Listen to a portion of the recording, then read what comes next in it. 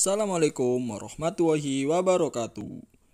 Kami dari kelompok 4 akan menjelaskan tentang penerapan vapor pressure atau tekanan uap suatu zat cair.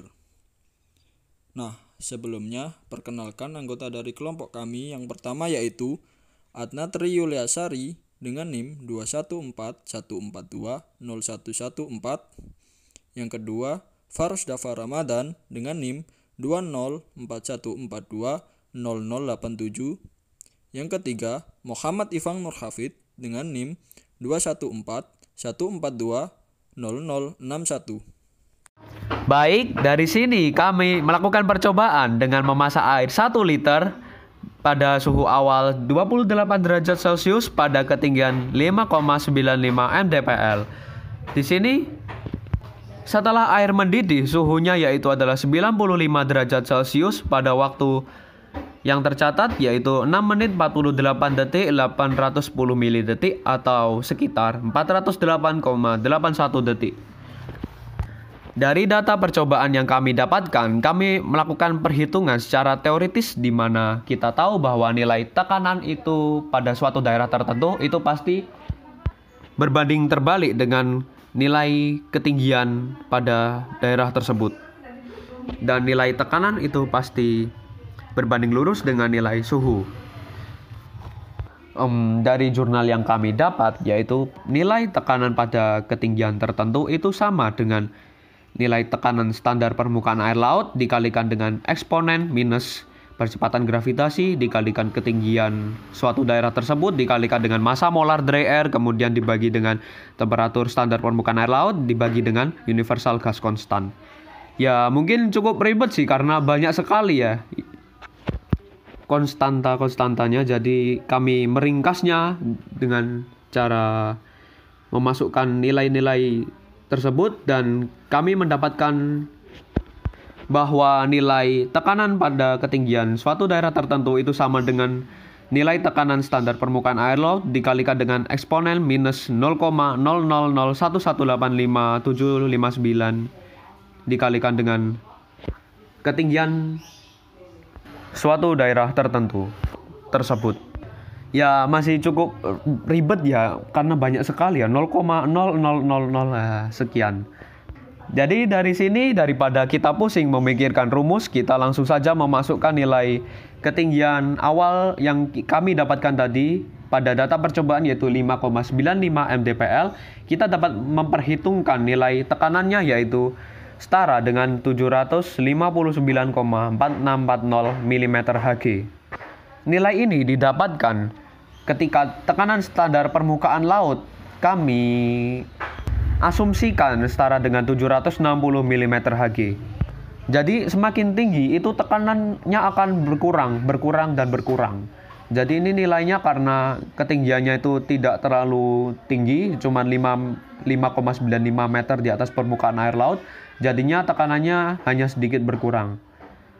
Bagaimana kalau misalnya kita hidup di pantai, misalnya kita ada di ketinggian 1 meter di atas permukaan air laut, nilai tekanannya bisa kita hitung dengan rumus tadi yaitu setara dengan 759,9099 mm Hg.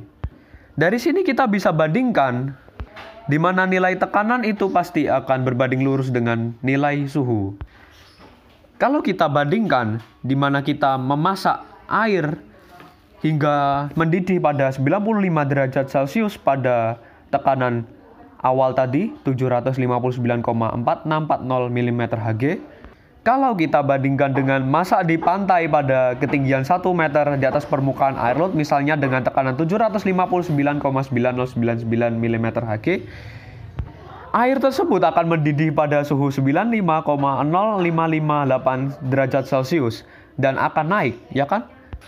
Dan di akhirnya yaitu nilai waktu juga bisa kita bandingkan di mana waktu ketinggian 5 meter 5,95 maksud saya itu waktu yang kami dapatkan yaitu 408,81 detik. Ketika kita bandingkan dengan kita masak di pantai dengan temperatur sekian, di mana kita tahu bahwa nilai temperatur itu pasti berbanding lurus dengan nilai suhunya. Semakin besar nilai temperatur yang diperlukan sehingga air tersebut mendidih, waktu yang dibutuhkan juga akan semakin lama. Kalau kita hitung kasarannya pada 1 mdpl itu waktu yang dibutuhkan itu jadinya itu naik jadi 409,05 detik. Kita ini menggunakan perbandingan. Ya, jadinya semakin lama memasak air hingga mendidih di pantai. Namun apabila misalnya kita hidup di Malang pada ketinggian rata-rata 500 meter di atas permukaan air laut, kalau kita masukkan nilai tekanannya melalui persamaan yang awal tadi, kita dapat memperhitungkan tekanannya itu sekitar 716,2509 mm Hg. Dan berapa suhu yang didapatkan jika tekanannya segitu? Kita melakukan perbandingan seperti yang awal tadi. Kita bandingkan dengan data yang pertama tadi, di mana ketika tekanan 759,4640 itu memiliki suhu titik didih setara dengan 95 derajat Celcius dalam data percobaan. Maka kalau kita bandingkan itu nilai titik didih suhu air itu akan setara dengan 89,5945 derajat Celcius. Nah, semakin kecil, maka dari sini itu kita dapat nilai keefektifannya atau efektivitasnya, nilai efisiensi, di mana ternyata itu masak di Malang itu jauh lebih cepat daripada masak di ketinggian 5,95 mdpl pada data percobaan awal tadi. Dengan hanya menaikkan suhu hingga 89,5945 derajat Celcius, kita dapat memperhitungkan waktu yang dibutuhkan untuk memasak air 1 liter tadi akan berkurang dari waktu awal yang tadi harusnya 408,81 detik menjadi 385,55 detik. Lebih efisien. Dan dari sini, apa jadinya kalau kita hidup di pegunungan dengan ketinggian 2000 meter di atas permukaan air laut? Tekanannya bisa kita hitung dengan persamaan yang awal tadi, yaitu setara dengan 599,5424 mm Hg. Dari tekanan segini, bagaimana dengan suhunya? Suhu yang didapat yaitu adalah 74,9957 melalui perbandingan yang tadi. Coba bayangkan, dari ketinggian 2000 meter di atas permukaan air laut, suhu yang dibutuhkan untuk memasak air hingga mendidih itu hanya 74,9957 derajat Celcius melalui persamaan secara teoritis tadi. Dimana jika kita bandingkan dengan waktunya, pada ketinggian 2000 meter di atas permukaan air laut, waktu yang dibutuhkan hanya 322,79 detik saja.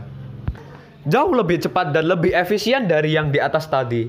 Dari data percobaan tadi, hanya dengan waktu berapa tadi? 408,81 detik. Dari keempat perbandingan tadi, kita memasak pada ketinggian 5,95 mdpl. Kemudian kita coba pada ketinggian 1 meter di atas permukaan air laut atau di pantai, atau terus kita mencoba lagi pada 500 meter di atas permukaan air laut pada ketinggian di Malang, atau kita coba lagi pada 2000 meter di atas permukaan air laut atau di sekitar pegunungan. Maka kita simpulkan bahwa memasak di atas pegunungan itu akan lebih menghemat waktu, karena suhu titik didih air yang tadinya 95 derajat Celcius bisa sampai berkurang menjadi 74,9957 derajat Celcius. Dan memasaknya memiliki waktu yang lebih efisien, lebih efektif lagi, yang dari awalnya 408,81 detik menjadi 322,73 detik.